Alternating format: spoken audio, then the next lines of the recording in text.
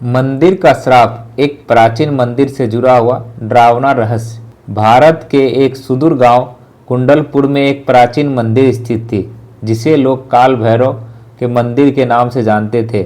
इस मंदिर की बनावट बेहद रहस्यमयी थी और इसके चारों ओर डरावनी कहानियां प्रचलित थी। कहा जाता था कि जो भी इस मंदिर में रात के समय प्रवेश करता है, वह कभी लौट कर नहीं आता। गांव वालों का मानना था कि यह मंदिर श्रापित है और इसकी दीवारों के भीतर कोई दुष्ट आत्मा कैद है, जो रात होते ही जाग उठती है। लेकिन क्या यह केवल एक अफवाह थी या इसके पीछे कोई बड़ा रहस्य छुपा था? इस बात का पता लगाने के लिए एक युवा शोधकर्ता अर्जुन इस गांव में आया, जिसे रहस्यमयी स्थानों की खोज करने का शौक था। अर्जुन ने कई प्राचीन मंदिरों और ऐतिहासिक स्थलों पर शोध किया था, लेकिन काल भैरव मंदिर का रहस्य उसे सबसे ज़्यादा आकर्षित कर रहा था। जैसे ही वह वहां गांव पहुंचा, उसने वहां के बुजुर्गों से इस मंदिर के बारे में पूछताछ करनी चाही, लेकिन कोई भी इस विषय पर बात करने को तैयार नहीं था।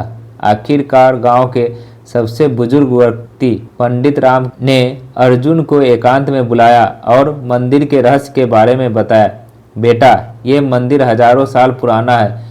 कहते हैं कि इस मंदिर में एक महान तांत्रिक भैरवनाथ ने अपने काले जादू की शक्ति को बढ़ाने के लिए नर बलि दी थी, परंतु जब उसने अंतिम बलि देने की कोशिश की तो देवी दुर्गा के क्रोध से वह श्रापित हो गया। कहा जाता है कि उसकी आत्मा आज भी मंदिर में कैद है और जो भी मंदिर के भीतर रात में जाता है, वह या तो पागल हो जाता है या फिर कभी लौट कर नहीं आता। अर्जुन ने इस कहानी को ध्यान से सुना, लेकिन वह इन अंधविश्वासों को मानने के लिए तैयार नहीं था।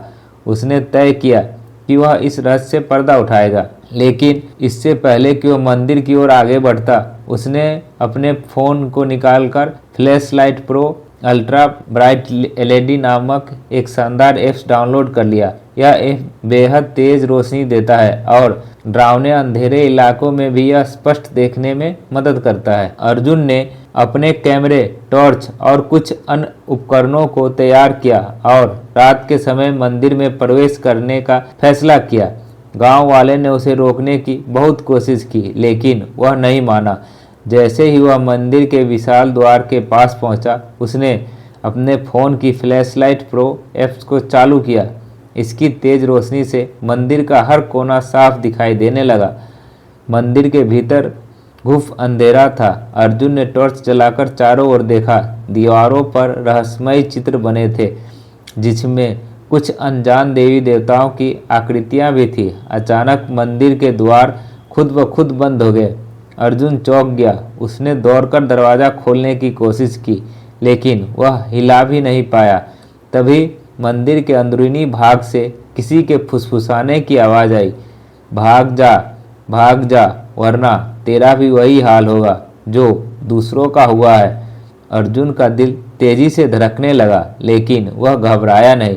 उसने अपने फ़ोन का घोस्ट डायरेक्शन प्रो ऐप्स चालू किया, जो रहस्यमयी ऊर्जा और आत्माओं की उपस्थिति को पकड़ सकता है। मंदिर के गर्भगृह में एक पुराना टूटा फूटा सिंहासन था। जैसे ही अर्जुन उसके पास पहुंचा, अचानक वहां एक भयानक चीख गूंजी थी और पूरा मंदिर हिलने लगा।